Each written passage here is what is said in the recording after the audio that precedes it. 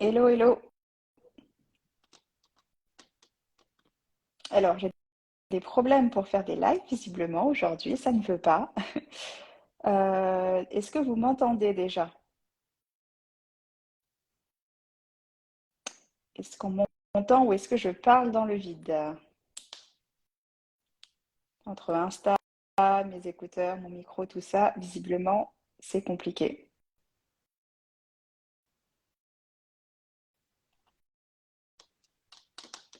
N'hésitez pas à me dire dans le chat si vous m'entendez.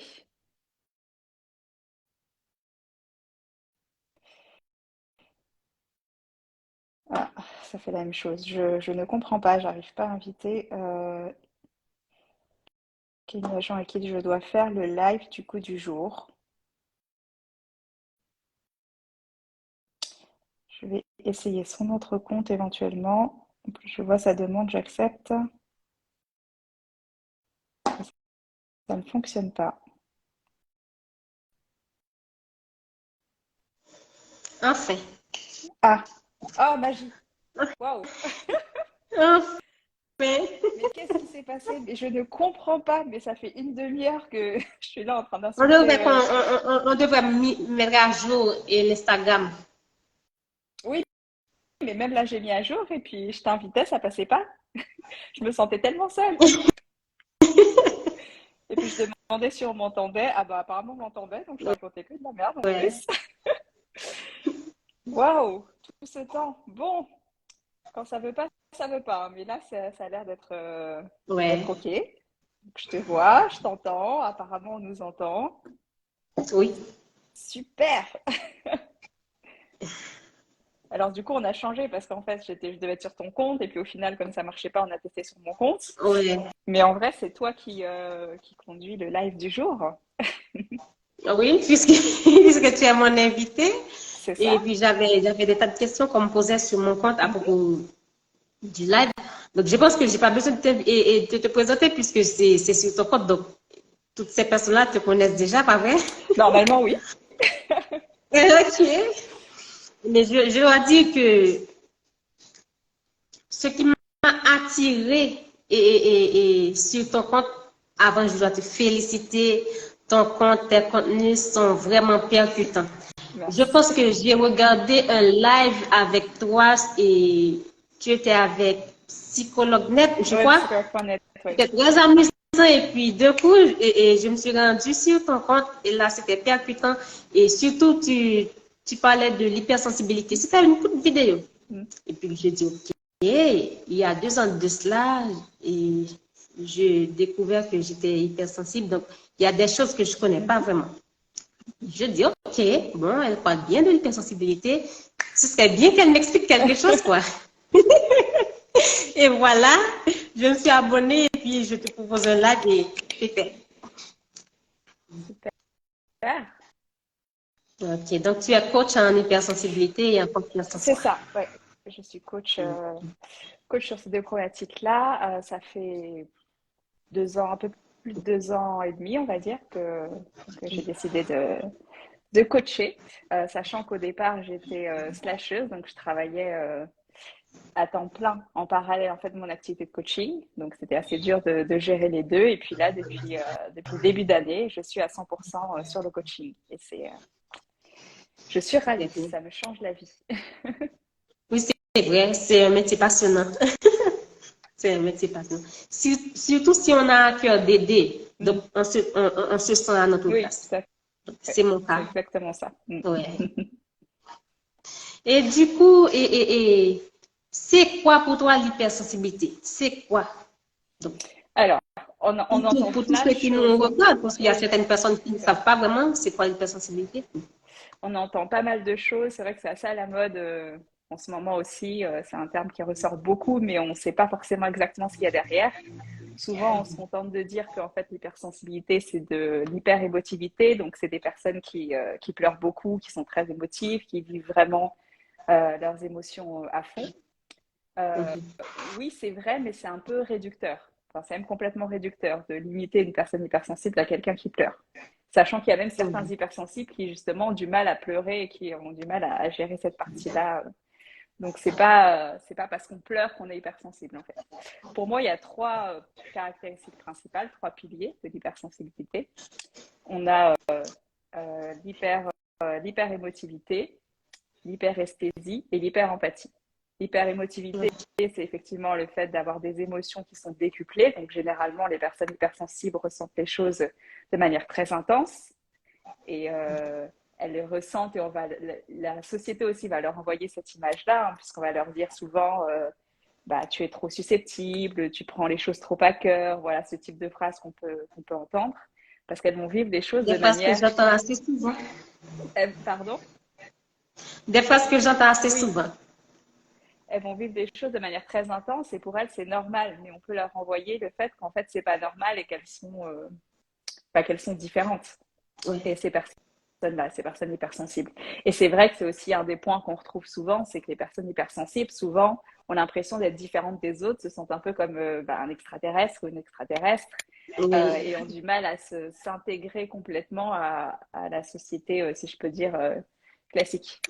Donc il y a le premier point qui est vraiment le fait de ressentir ses émotions de manière très forte, mais c'est normal, hein. C'est des montagnes russes en fait. On a souvent Ouais. des ups and downs ou voilà On peut être émerveillé, donc c'est aussi hyper positif parce que du coup on vit même la joie de manière plus intense, de façon Ouais. décuplée.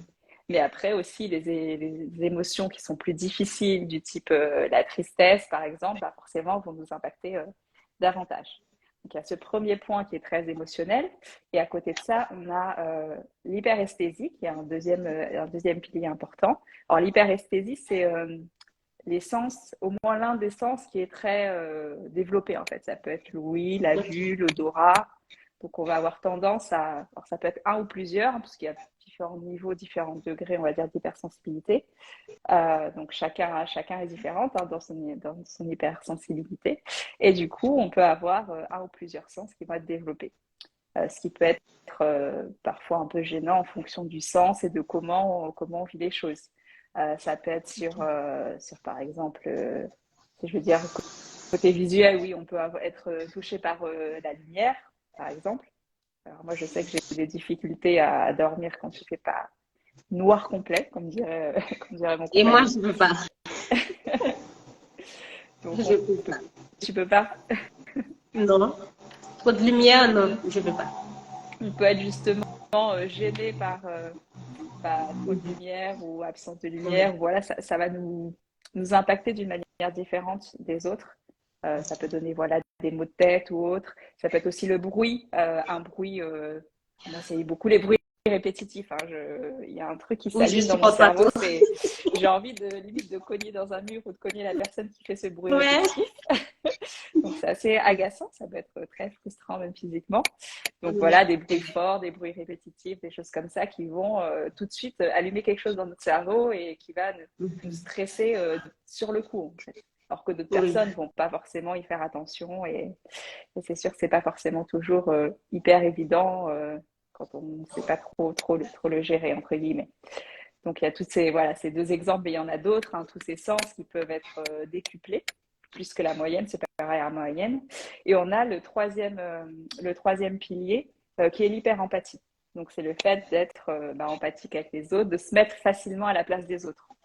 Donc les personnes C'est tout, moi. hypersensibles, voilà, souvent on a à cœur le bien des autres, leurs besoins, donc on essaye de satisfaire leurs besoins, on se plie un peu en quatre et puis quand ça va pas, on a tendance aussi parfois à même prendre leur peine en fait.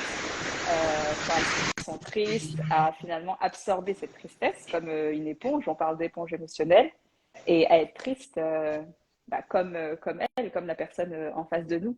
Parfois même plus, parce qu'on va voilà, ressentir plus fort, donc on va ressentir la tristesse de manière décuplée par rapport à la situation de la personne et sa tristesse à elle. Donc c'est vrai que voilà, ça peut être surprenant quand on sait pas tout ça. Donc pour moi, c'est vraiment les trois piliers. Après, par rapport à ça, il peut y avoir d'autres éléments qu'on retrouve spécifiquement, qu'on retrouve aussi ailleurs, mais qui ressortent aussi beaucoup chez les personnes hypersensibles. On a tout ce qui est le perfectionniste, le fait de vouloir voilà, faire les choses toujours de manière carrée, très bien, etc., qu'on n'ait rien à redire, que ce soit parfait. Et parfois, le défaut, c'est que du coup aussi, si, on veut tellement que ça soit parfait que parfois on fait rien. en se disant Ouais. c'est parfait. On passe pas à l'action, ce qui est dommage. Il y a le côté, comme je disais tout à l'heure, de se sentir un peu exclu, d'être un extraterrestre, de se sentir différent et parfois d'avoir du mal à s'intégrer avec les autres. Donc, il y a certains hypersensibles qui ont des difficultés, on va dire, de relation, parce que voilà, elles se sentent complètement à part et ont du mal à vraiment s'intégrer dans un groupe, à prendre leur place. Il y a cette question souvent qui revient, comment je prends ma place, quelle est ma place, je me sens pas à ma place, c'est des choses que j'entends beaucoup dans les problématiques des hypersensibles. Donc il y a ce point-là aussi. On a aussi souvent le cerveau qui est en ébullition. On pense à beaucoup de Ok. choses, on se pose plein de questions, on se remet en cause aussi, on doute beaucoup. Et Ouais. c'est lié aussi avec souvent des difficultés d'estime de soi et notamment de confiance en soi. Donc ça, pareil, Oui, ça peut se travailler. Oui, dis-moi. mais je pense pas que, donc c'est mon avis, je pense pas que toutes les personnes qui sont hypersensibles ont un problème de Mhm. confiance ou d'amour de soi. Non, Tu n'en penses pas, toi? effectivement, c'est quelque chose qu'on repère, enfin, en tout cas que Ok. moi je repère de manière fréquente, mais je l'ai pas mis, tu vois, dans les trois piliers qui le définissent. C'est des difficultés qu'elles peuvent avoir, mais c'est pas 100% dans 100% des cas, effectivement. C'est Ok. c'est des Et éléments comment, complémentaires. Mhm. ok. Et comment, quelqu'un pourrait faire face à ceux qui ne comprennent pas son hypersensibilité? Alors, ce qui est important de savoir, c'est que déjà en termes de stats, on est quasiment 30% de la population à être hypersensible. Donc, c'est pas rien. Donc, parfois, on croit qu'on est seul et en fait, c'est pas le cas. Alors, sachant que dans ces 30%, il y en a qui sont conscients de leur hypersensibilité et il y en a qui n'en ont pas conscience. Donc, il y a déjà cette première phase de passer voilà, de découvrir cette hypersensibilité, ce trait de caractère, de le comprendre et de l'accepter. Donc, si on est concerné, effectivement, c'est important. Enfin, ça, c'est ma vision. Hein, c'est important de savoir qui on est, de se connaître et tout ça, et savoir si on est hypersensible ou non. En tout cas, ça permet notamment si on l'est, ça permet de se connaître et d'être après plus épanoui. Donc, il faut d'abord déterminer son hypersensibilité, déterminer si on l'est, si on se pose des questions. Or, généralement, quand on se pose des questions, hein, c'est que c'est oui. Hein. Il ne faut pas Oui. les chercher bien loin. Mais il y a vraiment besoin de faire un peu ce chemin pour se découvrir et répondre en fait à cette question interne, est-ce que je suis hypersensible ou pas? Moi, j'ai vécu ça par le passé. Parce que quand j'ai découvert voilà, cette notion d'hypersensibilité, au départ, je l'ai rejetée. J'ai vraiment fait un rejet en disant non, je ne veux pas de cette chose, c'est la source de tous mes malheurs, etc. Donc non, je ne veux pas être hypersensible, comment on en guérit, etc. J'étais vraiment partie là-dessus. Et puis, bon, le chemin faisant, la vie, voilà, m'a aidé aussi à me poser les bonnes questions, à me rendre compte qu'en fait, c'était pas la bonne façon de faire, que j'avais pas à nier qui j'étais finalement. Et je me suis rapprochée de cette hypersensibilité. Donc, pour moi, l'un des points importants, c'est d'aller à la découverte de cette hypersensibilité en comprenant ce que c'est. Alors, moi, j'ai donné une définition, mais il y en a plusieurs. Hein. Chaque personne a un peu. Alors, on retrouve toujours des points Ouais. communs, hein, mais chaque personne va le définir de manière un peu différente. C'est intéressant de se renseigner, voilà, de lire des livres, de regarder des conférences ou des choses comme ça pour vraiment appréhender ce qui est dit sur le sujet et voir à quel moment ça connecte avec nous, à quel moment ça fait écho finalement, pour savoir si on se reconnaît et pour aussi définir son hypersensibilité. Parce qu'en fait, pour moi, il y a quasiment autant d'hypersensibilité qu'il y a d'hypersensible. Donc, définir qu'est-ce qui nous correspond, nous, et puis accepter cette hypersensibilité. Parce que souvent, quand on se dit, OK, je suis hypersensible, derrière, on se dit, c'est quelque chose un peu de négatif, c'est que du coup, je suis trop, c'est voilà, j'ai trop d'émotions, j'ai du mal à gérer, j'absorbe les émotions des autres, donc c'est épuisant. Il y a tout le côté négatif souvent qui vient, et on ne se dit pas, chouette, c'est une bonne nouvelle, je suis hypersensible. Donc l'idée, c'est de pouvoir basculer et de se dire, bah, c'est comme je suis déjà, et j'y peux rien, je ne vais pas le changer. Mais en plus, au-delà de ça, c'est il y a des choses belles quand même dans l'hypersensibilité. Il y a on parle souvent d'intuition, c'est une des caractéristiques qui peut revenir aussi. Généralement, c'est des personnes qui ont une forte intuition, donc elles peuvent aussi jouer là-dessus, c'est une de leurs forces en fait. C'est des personnes qui sont du coup, comme je disais, très empathiques. Donc, elles vont avoir facilement la possibilité de se mettre à la place des autres, ce qui est aussi quelque chose qui est une qualité voilà, dans la vie, dans certains métiers, etc. Donc, il y a plein aussi de forces qu'on peut ressortir de cette hypersensibilité. Et l'idée, c'est de pouvoir accueillir tout ça. Et il y a pas mal de personnes qui disent et en faire une force. Après, moi, je suis un peu mitigée sur cette expression, puisque pour moi, il y a un peu une injonction de dire du coup, je suis hypersensible, il faut que j'en fasse une force. On peut en faire une force, mais pour moi, il n'y a pas d'obligation. L'important, c'est d'être bien avec soi-même, d'être aligné et sereine avec soi-même. Et si on veut l'utiliser pour en faire une force, pour en faire quelque chose de plus grand que soi, très bien. Après, on peut juste décider de vouloir vivre de manière sereine et apaisée. C'est aussi OK. Ouais. Le pire, c'est qu'on nous fait croire que notre hypersensibilité, on voit toujours le côté négatif. On nous fait croire que notre hypersensibilité, c'est pas bon. Surtout si ça n'arrange pas la personne. Donc, si tu fais telle action, donc ça a un rapport à ton hypersensibilité, donc on te dit que c'est pas bon, t'es trop émotif, t'es trop ceci, t'es trop cela, juste pour minimiser et cette chose-là, si je peux le dire comme ça, cette chose-là qui est à toi, parce que tu ne peux pas le changer. Ça peut t'arriver, ok, tu peux essayer et je sais pas, et de gérer ça, mais tu ne peux pas changer. Moi, j'ai découvert mon hypersensibilité en 2020.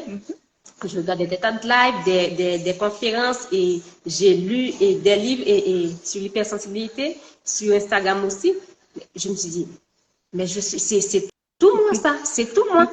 Mais par contre, si tu vis avec des personnes qui n'ont aucune idée de ce que c'est l'hypersensibilité, elles ne vont pas te comprendre. Et puis, j'ai essayé de faire beaucoup plus de recherches, plus. J'ai commencé par accepter, ok, je suis comme ça, je peux rien changer. Parce que parfois, je me trouvais différente et de mes soeurs. Je suis différente, je me suis dit, wow, il y a quelque chose qui ne va pas. On est sœurs et puis moi, je suis comme ça, elles sont pas comme ça. Et puis après, j'ai fini par voir, ok, c'est ça, et c'est ça, et je suis hypersensible. Donc, elles n'ont pas ça et moi, j'ai ça, ou c'est décuplé. Donc, je fais avec. J'avais commencé par accepter, bien qu'on minimisait ça, mais j'avais envie de rejeter. Mais je dis, mais je ne vais pas rejeter ça parce que c'est moi. Si et je veux rejeter ça, c'est comme me rejeter.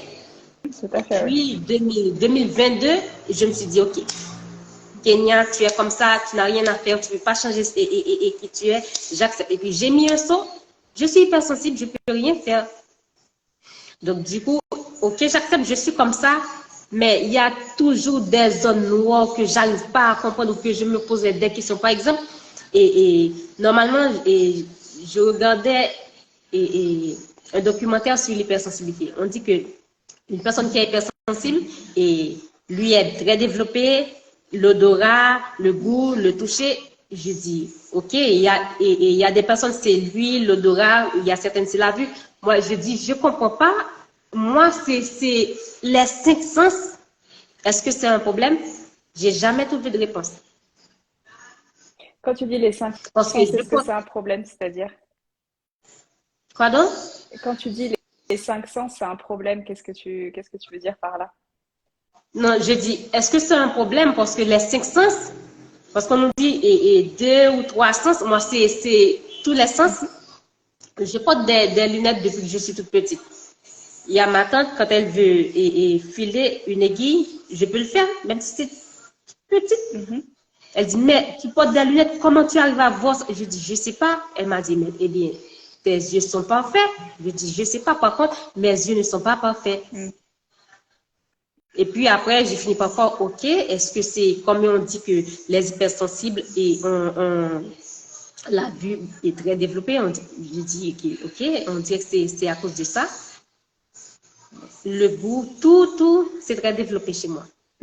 Mais ça peut être tous les sens, hein. Après, comme je disais, ça dépend des personnes. Il y en a où ça va être juste un ou deux sens. Et puis, si toi, c'est tous les sens qui sont développés, bah, c'est ton hypersensibilité à toi et c'est possible. Ok, parce que je dois te dire, ça m'inquiétait. Je dis, ok, deux, trois, mais tous les cinq, il y a un problème. Non, il n'y a pas de problème. Le problème, c'est de croire que c'est un problème, en fait. Ok. Il n'y a aucun problème. C'est comme tu es. Il faut t'accepter comme ça et en jouer, en fait. Est-ce que tu as envie d'utiliser, du coup, tous ces sens pour, en plus, comme tu es voilà, tourné vers les autres aussi, hein, dans ton métier, Donc, comment tu utilises tes cinq sens pour accompagner davantage et aller plus loin dans tes accompagnements? Oui, je suivais un coach en 2020, je vais pas dire son nom, et cette personne-là a dit, donc, si tu es en train de coacher quelqu'un et que l'histoire que cette personne-là te raconte, c'est très, très, très, très triste, tu dois être fort, tu dois pas pleurer ou tu dois pas montrer tes émotions. OK? Je dis, mais il y a certaines choses qu'on ne peut pas contrôler. Si par exemple, je suis touchée, je veux pas dissimuler ça. Et puis en 2022, je suivais un autre coach et puis je lui ai posé cette question. Il m'a dit, tu as envie de compatir avec la personne, tu compatis, c'est ça, c'est ce qui fait de toi un être humain. Donc, comme ça, la personne va se sentir en confiance. C'est pas parce que tu es compatissant que la personne va pas se sentir en confiance. Au contraire, la personne va voir que tu es touché, que tu la comprends. Donc, je me suis dit, bon, voilà, si je compatis, pourquoi dissimuler ça? Je suis d'accord, oui. Après, c'est une question de perception. Et moi, au tout début, quand j'ai commencé à coacher, effectivement, je me suis posé cette question-là en disant, quand tu es face à une personne qui, voilà, te raconte des choses qui sont parfois horribles, que tu entends et que ça te touche, ça te blesse, est-ce que, enfin, je me suis demandé, est-ce que j'ai le droit de laisser transparaître mes émotions, de montrer que je suis touchée ou pas? Parce qu'en école de coaching, on t'apprend à être une page blanche, il faut rien montrer, il faut vraiment être très neutre, etc. Et en fait, je me suis dit, bah, peu importe finalement ce qu'on a appris, ce qu'on estime qui est censé être bien ou pas, moi, je définis mes règles du jeu, et j'estime qu'en fait, face à la douleur de quelqu'un, j'ai le droit d'être touchée. Alors, l'idée, c'est pas de pleurer à chaudes larmes parce que, enfin, à ce moment-là, ça va pas forcément aider la personne en face, mais voilà, de laisser transparaître quand même des émotions et d'être touchée, je m'autorise à le faire parce que j'estime que, bah, Ouais. effectivement, comme tu le dis, je suis humaine Oui, oui. et mon idée, c'est aussi de laisser transparaître ça, mon humanité, et Ouais. pas de me brider complètement, en fait. Et comment, par exemple, si quelqu'un me critique de mon hypersensibilité, comment je peux faire comprendre à cette personne que tu n'as pas à me critiquer parce que tu n'es pas telle ou telle façon? Comment je peux faire comprendre à la personne que tu n'as pas à me critiquer, que c'est pas quelque chose de mauvaise, mais sans agresser la personne? Parce que je dois dire que parfois, si, ok, tu me dis quelque chose, ça me pique, c'est sûr, sur le coup, tu vas dire à la personne quelque chose qui pique aussi. Donc, comment je peux faire comprendre à la personne que non, tu me critiques pour telle chose, c'est pas mauvais en soi. Comment je peux faire comprendre à la personne? Alors, ça, c'est une question qui revient souvent, mais qui n'est pas forcément simple. Ça dépend de cette personne, qui elle est, si elle est plus ou moins proche de toi, quelle relation vous avez, qu'est-ce qu'elle connaît déjà de l'hypersensibilité ou pas. Ce qui est sûr, c'est on peut pas changer la vie des autres, et on ne peut pas les forcer à comprendre des choses qui sont compliquées pour elles, en fait. Donc, l'idée, c'est d'essayer de manière la plus bienveillante possible d'expliquer ce qu'est l'hypersensibilité, et notamment ton hypersensibilité, pour que la personne puisse, du coup appréhender un petit peu mieux comment tu peux réfléchir, comment tu peux te sentir. En fait, on parlait de lunettes tout à l'heure, mais essayer de un peu lui mettre des lunettes d'hypersensible, en fait, pour qu'elle puisse se rendre compte. Après, si la personne est proche de toi et plutôt bienveillante et dans un esprit, dans une idée, voilà, d'essayer de te comprendre et de faire un pas vers toi, ça va être plus simple. Si elle est un peu moins bienveillante, voilà, plus de mal à comprendre, elle est peut-être plus éloignée que toi, dans ton cercle, ça va être forcément plus compliqué. Mais souvent, en tant qu'hypersensible, on a envie que finalement tout le monde comprenne ce qu'on peut Oui, vivre, ce qu'on peut ressentir, etc.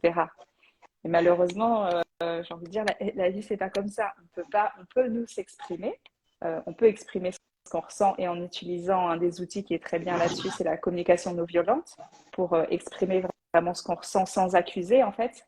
Parce que c'est vrai que quand on va critiquer un peu notre hypersensibilité, on peut avoir tendance du coup, à être blessé, à s'énerver, et du coup à réagir de manière un peu instinctive et parfois méchante. Donc l'idée, c'est d'utiliser la communication non violente pour parler plus de nous, ce qu'on ressent, sans accuser, donc en évitant le tu, pour pouvoir exprimer ce qu'on ressent. Mais on ne pourra jamais convertir, j'ai envie de dire, la personne. Nous, on peut faire un pas, lui exposer voilà ce qu'on vit, comment on ressent les choses. Et en face, elle l'acceptera, elle fera un pas vers nous ou pas. Ouais. Parfois, ce que je remarque, les personnes qui ne sont pas hypersensibles essaient toujours de te mettre dans une moule ou dans leur moule. Donc, Mm. dans la tête de la personne, c'est comme si tu devrais être comme moi. Donc, la façon que tu penses, la façon que tu réagis, la façon dont tu vois les choses, c'est pas la bonne. Donc, tu devrais voir les choses comme ça. Par contre, c'est pas vrai du tout. L'hypersensible et cette personne-là peut voir les choses différemment que toi. Donc, j'ai pas besoin de me mettre à ta place. Tu n'es pas hypersensible, donc tu peux pas comprendre ce que je ressens. Tu peux pas comprendre comment je vois les choses. Tu peux pas comprendre quand j'ai envie de foncer à fond dans quelque chose. Mais les autres qui ne comprennent pas ou qui ne sont pas hypersensibles, donc, et tu n'es pas sur la bonne voie. Mm. Je rencontre assez souvent ça. Oui, alors pour moi, c'est quelque chose qui est un peu plus large et qui est lié à finalement l'ouverture d'esprit. Je pense que la plupart des hypersensibles, effectivement, ont cette ouverture d'esprit de comprendre les différences des autres. Euh, mais c'est pas le cas de tous les non hypersensibles. Après, je veux pas faire de, comment dire, de Le jugement. plan de type, voilà. Mais pour moi, c'est surtout lié aussi à une ouverture d'esprit. Et il y a des personnes qui sont pas hypersensibles et qui arrivent à, en tout cas d'une certaine manière, me comprendre et avec qui on peut échanger et qui, voilà, comprennent très bien qu'on a des façons de réagir un peu différentes. Ils comprendront jamais peut-être à 100% exactement mes réactions, ce que je peux vivre à l'intérieur de moi, ce que je traverse et tout. Mais ils peuvent comprendre jusqu'à un certain stade qui permet des relations quand même apaisées. Parce qu'effectivement, on n'est pas que, enfin moi je reste pas que entre hypersensibles. Mais c'est important d'avoir cette ouverture d'esprit. Et après, c'est à nous aussi, en fait, de bien nous entourer. Parce qu'un des... Alors ça, c'est pareil, c'est une des difficultés aussi des hypersensibles. C'est pas dans 100% des cas, mais souvent, du fait de notre grande empathie, on a tendance à vouloir aider tout le monde, être très généreux, etc., à attirer des personnes qui sont aussi parfois toxiques, qui vont être néfastes pour nous, qui vont nous bouffer de l'énergie, qui vont se jouer de nous et tout ça.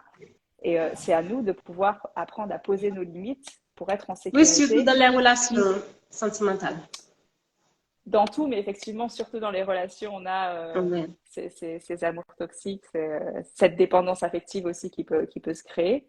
Et l'idée, c'est de savoir poser ses limites, poser ce cadre pour être en sécurité, avoir un environnement bienveillant et savoir que dans notre cercle, bah, on est compris, on est aimé, on est aidé et tout ça. C'est important. Ça. Ouais. Ok. Et, et comment est-ce qu'on peut amadouer son hypersensibilité juste pour éviter et aux personnes toxiques d'en profiter? Pour moi, il y a tout un travail d'apprivoiser son hypersensibilité. Donc, la première étape, comme je disais tout à l'heure, ça passe par de la connaissance. Savoir ce que c'est, savoir ce qu'il y a derrière, savoir comment chez nous elle se manifeste de manière très concrète voilà, sur les sens, savoir quels sont les besoins qu'on a en tant qu'hypersensible. Euh, Typiquement, il y a le besoin de repos qui est quelque chose d'extrêmement courant. Enfin, je pense que, enfin, j'ai pas fait d'études statistiques, mais je pense que tous les hypersensibles ont ce besoin de repos qui est plus parce que bah, besoin de sommeil qui est associé à un besoin de repos. Parce que du coup, comme on est tout le temps en alerte, qu'on prend voilà, les émotions, qu'on voit plein de choses, qu'on entend plein de choses, etc., ça fatigue émotionnellement. Il y a une vraie fatigue émotionnelle qui est liée à Ça compte le l'hypersensibilité. cerveau qui travaille tout le temps. Mm. Et du coup, on a besoin de ces moments où on se renferme un peu sur nous-mêmes, où on se recharge en fait, où on recharge nos batteries. Et c'est complètement OK. Il faut l'accepter, mais il faut le savoir. Il faut savoir qu'on en a besoin. Il faut savoir à quelle dose aussi pour pouvoir l'intégrer dans son quotidien. Parce que sinon, on va se laisser effectivement submerger et après, on se dit oui, on a du mal à vivre son hypersensibilité, on est fatigué constamment, on a des émotions qui sont décuplées, mais tout ça, c'est aussi lié au fait qu'on ne sait pas comment, on connaît pas notre mode d'emploi en fait. On ne s'est pas posé sur qu'est-ce qui est bon pour nous, de quoi on a besoin. Le fait d'intégrer des moments de pause, des moments de calme plusieurs fois dans la semaine, voire plusieurs fois dans la journée en fonction de chaque besoin, enfin des besoins de chaque personne, ça permet d'être plus apaisé, d'être plus serein. Ça permet aussi de réguler un peu plus ses émotions. On aura toujours des montagnes russes parce que c'est comme ça et c'est la beauté de notre personnalité. mais on peut réguler un petit peu effectivement ses émotions, notamment en écoutant ses besoins. Et l'un des exemples concrets, c'est le besoin de repos. Donc, se connaître, aller chercher vraiment ce qui est important pour enfin, ce dont on a besoin et comprendre en fait son mode d'emploi pour l'appliquer au quotidien. Ok. Et j'avais une question hier, quelqu'un m'avait posé cette question et à propos du thème. Comment je peux savoir si mon enfant est hypersensible?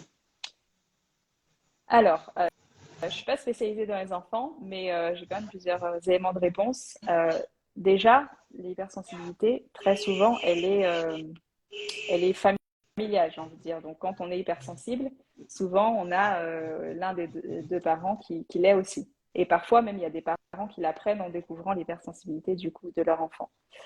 Donc, Ils donc n'apprennent jamais aussi. oui, c'est possible aussi, oui. Il y a tous les cas. Mais du coup, effectivement, généralement, c'est quelque chose qui est quand même qui reste, on va dire, dans la famille. Donc, si le parent, enfin l'un des deux parents l'est, il y a déjà une probabilité que l'enfant le soit. Après, moi, je pense que il faut être à l'écoute de son enfant, essayer de comprendre ce qu'il vit, essayer de lui parler des émotions. Alors, de toute façon, hypersensible ou pas, moi, je trouve que c'est intéressant d'avoir cette approche-là avec ses enfants, parce que c'est vrai que dans notre société actuelle, on a tendance à réprimer les émotions, à se dire qu'il faut les contenir, qu'on peut éventuellement exprimer de la joie et encore que c'est assez contenu dans certains cadres, etc. Mais que les autres émotions, il faut les garder pour soi. Et en fait, c'est tellement néfaste pour le développement des personnes, pour les relations, tout ça, que moi, je recommande vraiment de pouvoir échanger avec ses enfants et parler d'émotions. Et on verra bien au fil du temps la manière dont il réagit, s'il est plus touché que d'autres enfants, s'il est plus sensibilisé à des problématiques aussi du monde, hein, parce que l'un des points qu'on peut retrouver souvent chez les hypersensibles aussi, c'est ce questionnement sur la vie, c'est la recherche de sens, de pourquoi je suis là, etc. Et c'est vrai, alors moi j'ai des exemples concrets hein, d'amis à moi qui sont hypersensibles, du coup une en particulier, et très vite, l'un de ses enfants, l'une de ses filles, lui a posé des questions sur la vie, la mort, etc., des questions très précises et enfin voilà, où parfois on se dit, mais dans la bouche d'une enfant de 3-4 ans, c'est un peu surprenant. Et voilà, ça, c'est des petits exemples concrets qui peuvent laisser à penser qu'effectivement, ton enfant est hypersensible. Mais il n'y a pas, pour moi, une obligation à aller répondre à cette question très tôt. Juste, voilà, écouter son enfant, lui parler des émotions, l'autoriser, surtout l'autoriser à exprimer ses émotions, à être pleinement elle-même, ou être pleinement lui-même, c'est un garçon, mais pas vouloir mettre à tout prix un mot sur qui elle est, lui coller une étiquette en fait. Il faut faire attention à ça, à ces étiquettes qu'on peut mettre aux autres et se mettre aussi à soi-même. Ok, c'est très bien. Et j'ai lu, et dernièrement, je pense que c'est avant que je prépare ce live, j'ai lu dans un article, et il y a certaines personnes qui sont nées hypersensibles, mais il y en a d'autres qui deviennent hypersensibles et après un traumatisme. Mm. Est-ce qu'on peut devenir hypersensible ou je sais qu'on est hypersensible, mais devenir hypersensible, est-ce qu'on peut devenir hypersensible? Alors, il y a plusieurs avis là-dessus. Majoritairement, on dit qu'on est hypersensible, voilà, que souvent c'est transmis effectivement un peu de génération en génération, que c'est lié à la famille, mais il y a quelques personnes qui estiment, mais c'est des cas assez précis, quand même qu'effectivement, dans le cas d'un traumatisme, on peut développer une hypersensibilité. Elle peut même parfois être temporaire, le temps du traumatisme, ou alors elle peut rester à partir du moment où il y a le traumatisme. Donc effectivement, c'est quelque chose qui existe. Moi, j'ai pas rencontré de cas. Toutes les personnes avec qui j'ai été amenée à travailler ou que je connais sont plutôt dans l'autre cas, en fait, où elles l'ont toujours plus ou moins su. Elles savaient voilà, qu'elles étaient différentes. Elles le ressentaient et c'est quelque chose qui est vraiment qui était là dès leur naissance, en fait. Mais il y a quelques personnes qui, suite à un traumatisme, peuvent devenir hypersensibles. Alors après, c'est peut-être plus une hypersensibilité qui va être plus de l'hyperémotivité ou de l'hyper... Oui, quoique. De l'hyperémotivité ou peut-être de l'hyperempathie. Peut-être un peu moins de l'hyperesthésie dans le cas d'un traumatisme.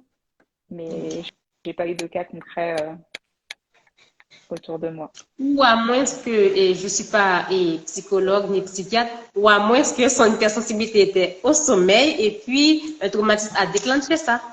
C'est Ça peut possible aussi, arriver. oui. Oui, quand tu rejettes ton hypersensibilité, bah, ça arrive aussi avec, je disais, Oui, il y a des je peux pas personnes la qui citer. pleurent pas.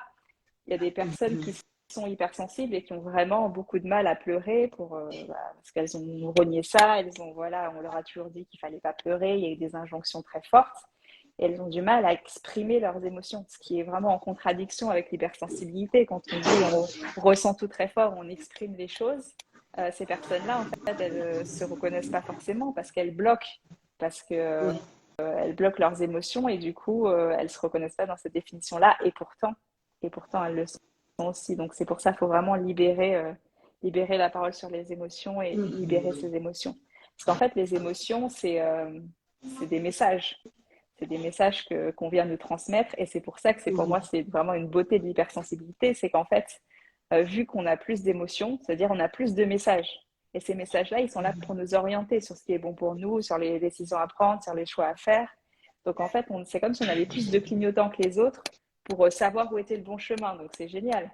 Après, il faut Et savoir puis, les écouter. on comprend beaucoup plus rapide les choses que les autres. Et on est beaucoup plus approfondi. Par exemple, si je dois, par exemple, tu n'es pas hypersensible et que tu as un problème, tu voudrais avoir la solution, tu vois la chose 1, 2, 3 étapes.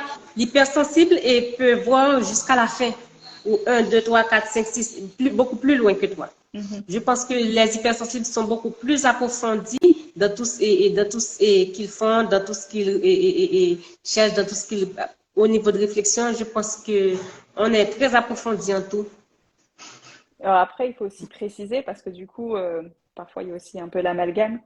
Il y a l'hypersensibilité et il y a aussi le haut potentiel. Où là, du coup, c'est des personnes qui sont pas au potentiel, hein, des personnes qui ont un QI qui est censé être supérieur à un certain niveau, etc. Euh, Généralement, on dit que toutes les personnes qui sont au potentiel sont hypersensibles. Donc, on sait aussi ces caractéristiques-là, mais que l'inverse n'est pas vrai.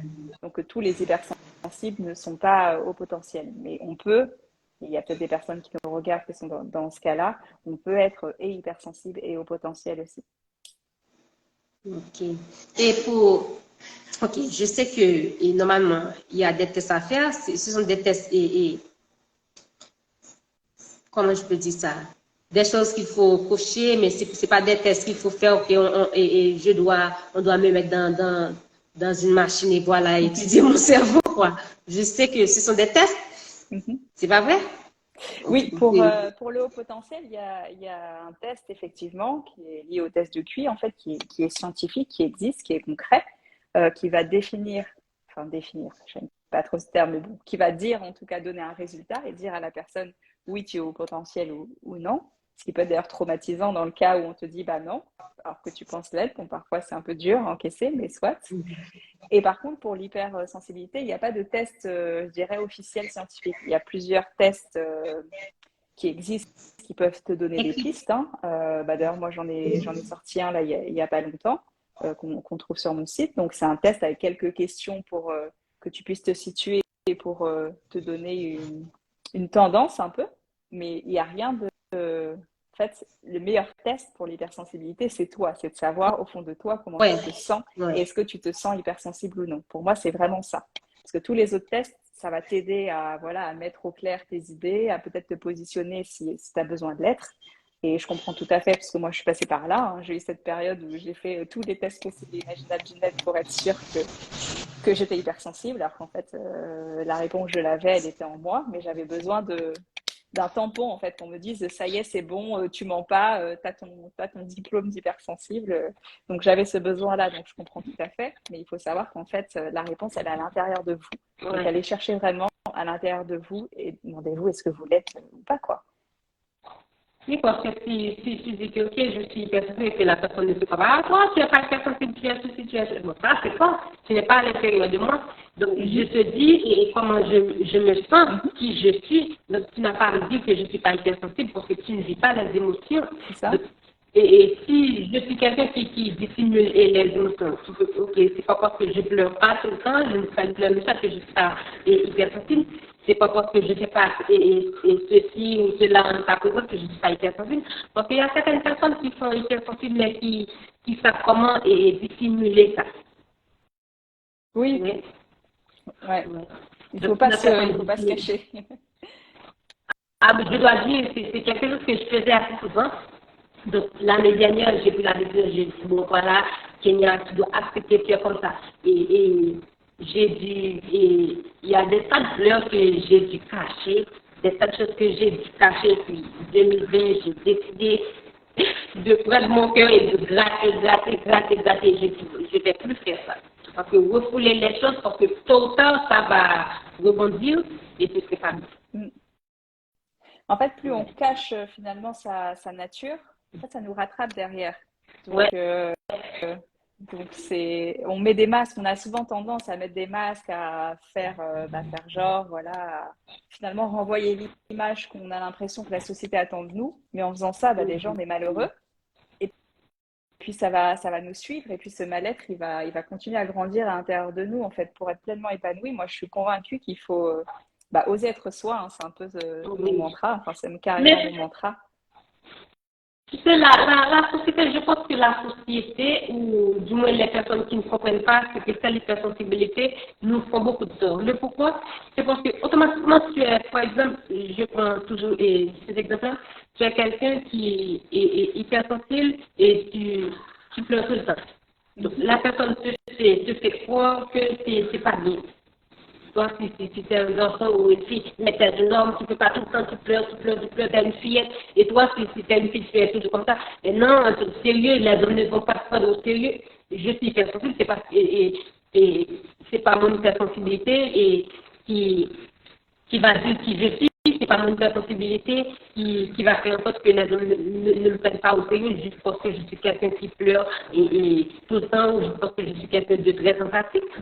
Donc, souvent fois, la société contribue à, comment je peux dire ça, à nous forcer à refouler ça. Mm. Oui. Donc, qui a C'est envie de vrai. pleurer, qui regarde un film, donc c'est trucs. Et si tu ressens la douleur, c'est comme si c'était toi qui vis, donc tu as peur de pleurer. Parce que l'autre qui est assis à côté de toi va dire, mais pourquoi tu pleures? C'est juste un film, quoi. C'est pas bien. Donc, c'est un film théâtre, mais il y a des actes, il y a des choses qui se passent comme ça dans la vie réelle. Il y a des choses qui se passent comme ça dans la vie réelle. Tu lis un livre et puis la personne te raconte l'histoire, peu importe si c'est fictif ou vrai, ça te touche.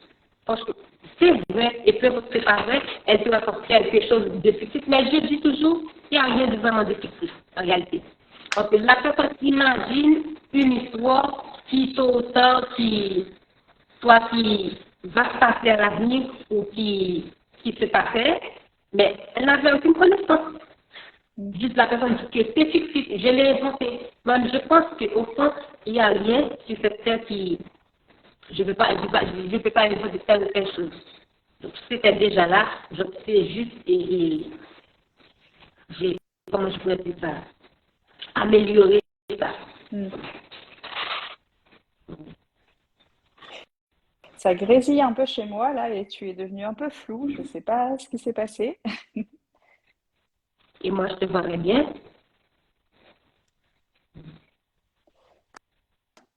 Mais oui, en Et là, effet, la société. Ça- ouais. Non, tu es toujours un peu flou, mais bon, ça va encore. La société veut qu'on soit un peu plat en fait et qu'on ait Ouais. des émotions, mais qui soient contenues, qu'on se tienne en fait. Faut pas avoir trop d'éclat de voix, faut pas crier, faut pas pleurer, faut pas ceci. Il y a plein de choses que nous empêche entre guillemets de faire pour être pour rentrer dans ce mood-là et c'est pas forcément bien parce que du coup tout ce qu'on n'exprime pas ça va grossir à l'intérieur de nous et ça nous pourrit. En fait, ça a plus de risque d'exploser après. Et c'est aussi pour ça, il y a effectivement des personnes qui sont hypersensibles, qui peuvent beaucoup pleurer aussi, par exemple. Mais en fait, parce qu'elles ne s'autorisent pas aussi à exprimer ce qu'elles ressentent. Et du coup, elles vont plus avoir tendance à avoir des explosions comme ça. Alors que si elles apprenaient à lâcher au moment voulu, voilà, tous les jours un petit peu, etc., des choses qu'elles ont à l'intérieur d'elles-mêmes, bah, il y aurait peut-être pas autant d'explosions comme ça, de grosses crises, ou des crises qui seraient, enfin des crises, entre guillemets, qui seraient plus maîtrisées. Mais du coup, comme on a tendance à se dire, il faut faire bonne figure, il faut pas pleurer, il faut ceci, du coup, je garde pour moi. Je me dis que c'est pas grave, je laisse pas sortir mon émotion, donc je la contiens, je la contiens, je la contiens. À force de la contenir, bah, au moment où ça sort, bah, pouf, ça explose en fait. Oui, et puis c'est toi qui vas tout subir. La personne, elle s'en fout, elle est calme, c'est toi qui vas tout subir. Moi, je me suis dit, je vais plus faire ça. Je vis ma vie, je suis comme ça, tu ne peux pas me supporter, donc ça c'est ton affaire. Je dis, tu es mon ami, tu ne peux pas m'accepter avec mon hypersensibilité, tu veux que je sois comme toi ou tu veux que je sois comme, et tu veux avoir une amie, eh bien, on ne peut pas faire mieux. Donc, si tu ne peux pas m'accepter comme je suis, avec mon hypersensibilité, avec toute cette, et si je peux dire, entre guillemets, toute cette fragilité-là, eh bien, on ne peut pas être amis parce que je ne peux pas être la personne que tu veux que je sois. Donc, si tu ne peux pas me supporter comme ça, si tu ne veux pas être ami avec quelqu'un qui pleure tout le temps ou qui est toujours émotive, je ne sais pas, eh bien là, salut, mais amis comme ça, non. Mm. Parce que je pense que tu dois, tout comme en amour, tu acceptes la personne telle qu'elle est. Donc je pense que dans la famille, ça doit être comme ça, dans l'amitié, ça doit être comme ça. Donc tu ne peux pas me changer, je ne veux pas te changer, je t'accepte avec tes défauts, tes qualités, ton personnalité et tout. Tout à fait. Il y a une question qui vient de poser, qui vient de tomber, qui me paraît intéressante. Est-ce que deux personnes hypersensibles peuvent être en couple? Alors la réponse, elle est très simple, oui. Comme une personne hypersensible et une personne non hypersensible, ou deux personnes non hypersensibles. En fait, le fait d'être hypersensible ne va pas être un frein. Enfin, deux hypersensibles ensemble, c'est pas forcément négatif. Parce que avant d'être, enfin, elles sont hypersensibles, mais elles ont chacune quand même leur histoire, leur vécu, leur personnalité, etc. Donc, c'est pas un gage de réussite. On va pas se dire, du coup, la personne hypersensible, elle est comme moi, donc forcément ça va marcher. Mais il faut pas se dire aussi à l'inverse non plus que bah, deux personnes, par exemple, sensibles, ça va donner que, je sais pas, de la tristesse ou autre. En fait, oui, deux personnes hypersensibles peuvent être heureuses en couple parce qu'il n'y a pas que la partie hypersensibilité qui va jouer. Après, normalement, elles devraient mieux se comprendre, mieux comprendre un peu les réactions de l'autre, du coup, et apprendre à, du coup, poser leurs conditions à elles, parce que elles sont hypersensibles, elles n'ont pas forcément exactement les mêmes besoins. Donc, communiquer sur ces besoins, et puis voilà, mais c'est pas incompatible en tout cas. Ouais, en plus, je pense que c'est un petit plus de la relation parce que je suis hypersensible, tu es hypersensible, donc on se comprend un peu. Bien que c'est vrai et chaque personne est un individu, comme tu dis, chacun a besoin, mais je pense que là, sur ce point, on se comprend. C'est pour cette raison, il y a, ok, si je suis hypersensible et puis mon partenaire, il n'est pas hypersensible, donc il devrait avoir une idée de mon hypersensibilité, c'est quoi l'hypersensibilité, pour pouvoir me comprendre dans certaines situations. Donc pour les deux hypersensibles, je pense que oui. Mhm. Au contraire, c'est un plus ou Mm. donc, mais tout simplement, ces deux personnes-là doivent savoir, ok, est-ce que les deux, ils savent qu'ils sont hypersensibles? Donc, s'ils savent qu'ils sont hypersensibles, il n'y a aucun problème. Au contraire, hop, c'est un plus. Mm. Après, qu'ils le savent ou pas, de toute façon, dans une relation de couple, il y a tellement de choses qui entrent en ligne de compte. Pour moi, ce qui est vraiment primordial, c'est de communiquer, en fait. Ouais, Qu'on soit la hypersensible base. ou pas, mais de communiquer sur ce qui est important pour nous, sur ses besoins, et de pas toujours être, enfin, que ce soit pas à sens unique, de pas toujours être à l'écoute des besoins des autres et de se mettre complètement en retrait, de Ouais. s'oublier, mais de respecter ses besoins, et de aussi essayer de satisfaire aussi les besoins de l'autre, vu que l'idée c'est de construire quelque chose à deux, mais de pas s'oublier dans la relation en fait. Et c'est vrai qu'on peut avoir Oui, tendance, tout à fait. surtout si on est hypersensible, à se mettre en retrait et à s'oublier dans la relation, et à trop penser à l'autre et à s'oublier soi en fait. c'est vrai. J'ai déjà vécu ça. Je crois qu'on a tous vécu ça. On dirait. Et souvent, quoi, lorsque, et je continue de parler là, et cette personne a vécu ça dans le passé, on dit que c'est le fait que cette personne-là a une faible estime de soi. Je pense pas.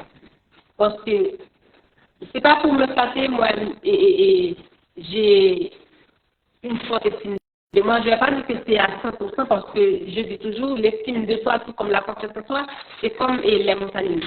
Donc ça peut arriver aujourd'hui, c'est comme ça, et puis demain, c'est comme ça. Donc, mais je ne pense pas vraiment, donc ça va dépendre de la personne, je ne pense pas vraiment que s'oublier de la relation chez quelqu'un qui est hypersensible, c'est le fait que cette personne n'a pas confiance en elle. Je dis toujours, ça va dépendre de la personne, parce que ça peut arriver que j'ai confiance en moi, et puis, avec mon hypersensibilité, le fait que je suis hypersensible, cette partie-là, ok, je m'oublie un peu, et puis voilà, je me concentre sur la personne. Je ne sais pas si c'est pour plaire ou si c'est pour empêcher à l'autre de partir, mais oui, ça, mais c'est pas toujours le cas parce que j'ai pas confiance en moi, je ne pense pas. De toute façon, tu l'as dit, hein, parlant de montagnes russes, mais l'estime de soi ou même la confiance en soi, c'est pas quelque chose qui est donné une fois pour toutes. Donc ça peut varier dans le temps. Donc on peut effectivement avoir un moment où on a un fort niveau d'estime de soi et puis pour X ou Y raison ça diminue et puis après ça remonte, etc. Donc ça va varier dans le temps. Après, plus on a, je parlais plus de la partie amour de soi, plus on a d'amour pour soi, euh, plus on va avoir tendance du coup, enfin mieux on va avoir tendance à connaître sa place, sa valeur dans le couple et avoir une relation beaucoup plus saine. Pour moi, ça, c'est quand même quelque chose qui est important. Après, forcément, ça peut varier dans le temps et puis il y a d'autres choses qui vont entrer en ligne de compte. Mais c'est vrai que pour être heureux en couple, c'est important d'abord de s'aimer soi, en fait. Avant d'aller chercher l'amour d'autrui, d'avoir un amour pour soi qui est relativement important, un minimum.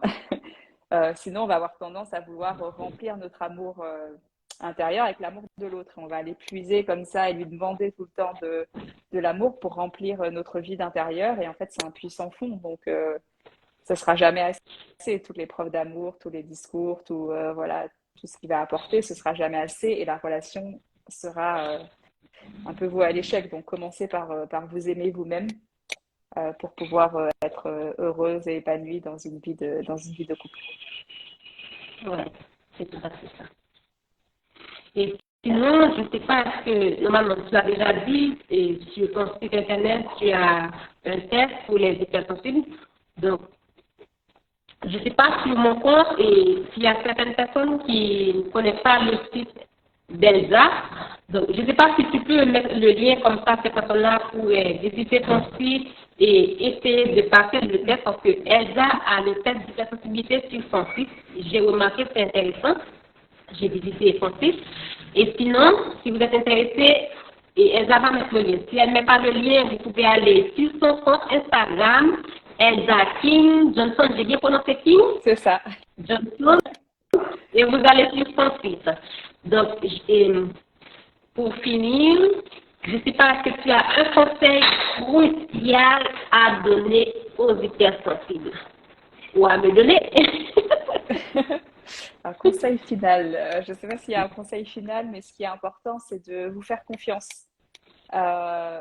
Si vous ressentez que vous êtes hypersensible, essayez d'aller à l'intérieur de vous, d'essayer d'écouter votre cœur en fait. Parce que la réponse, elle est dans votre cœur. Vous pouvez faire tous les tests que vous voulez et vous pouvez faire ceux qu'il y a sur mon site aussi.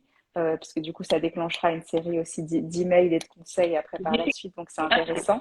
Mais ce qui compte, c'est vraiment vous. Écoutez-vous, faites-vous confiance et allez surtout à la découverte en fait de cette hypersensibilité et de votre hypersensibilité en fait. Pour moi, c'est la clé du bonheur et de l'épanouissement. Et je dois dire que j'ai fait 4 tests. Le dernier, c'était sur ton site, et je me suis dit, arrête, qu'il n'y a arrête, tu as trop cherché quoi. Tu es hypersensible, c'est toi vrai.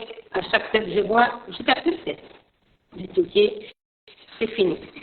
Mais ça me tenait vraiment à cœur de faire ce live avec toi, d'avoir beaucoup plus les idées claires sur l'hypersensibilité et pour aussi certaines personnes qui sont sur mon compte ou sur ton compte, qui n'ont pas d'idées sur l'hypersensibilité, peu importe la personne est hypersensible ou pas, je pense que c'est important d'avoir une petite idée sur l'hypersensibilité parce que ça peut t'arriver, tu n'es pas hypersensible, mais tu entretiens des relations avec des personnes ou une personne qui est hypersensible. Donc, comprendre l'hypersensibilité de quelqu'un, je pense que c'est très important. Tout à fait. Ouais. Et on fait quoi? On met fin à ce live? Oui. Parce que je Oui, pense qu'on oui. a tout dit et tu as répondu à toutes les questions que j'avais posées, et même beaucoup plus. Parce que tu as élargi les choses, c'était parfait. Et ça m'a plu. Ça m'a plu.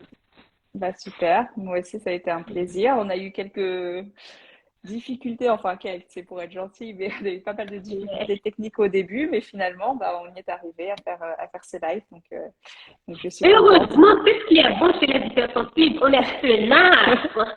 Oui, Oui, tu veux, il y a effectivement, cette on là, lâche pas ok, l'affaire. là, on va l'envoyer le lait parce que là, ça me fatigue, mais on a insisté. Donc, c'est C'est bien. ça. Donc, les amis, vous devriez savoir que chez les hypersensibles, il y a aussi des bonnes choses. On est très tenace. Mm. Bah, merci à toutes ceux et celles qui nous ont suivis pour ce live, voilà, Oui. qui ont participé, qui ont écouté. Merci aussi aux personnes qui regarderont en replay. N'hésitez pas bah, à me contacter pour plus d'informations en DM ou en commentaire du replay. Je vous répondrai avec plaisir. Oui, c'est très important. Et je ne sais pas, en passant, si de mon côté, je pourrais avoir le lien comme ça pour le mettre sur, sur YouTube. Donc, est-ce que c'est possible ou pas? Normalement, oui, oui. Normalement, ça devrait être possible. On va gérer ça. Eh bien, oui, d'accord. J'étais très contente de faire ce live avec toi. Et je pense que ce ne serait pas la dernière parce que tu as beaucoup à partager. Sur ton compte, c'est vraiment wow. Oui, tu as beaucoup à Merci. partager. Donc, je pense que ce n'est pas la dernière. Ouais. Ça marche. Bah, Eh merci bien, pour les amis, l'invitation. je t'en prie. Merci d'avoir accepté. Et puis, je te dis, bah, du coup, à bientôt et bonne journée à toi et bonne journée à toutes les personnes qui nous regardent. Aussi à toi aussi et bye bye. Bye bye tout Merci, le au monde. revoir.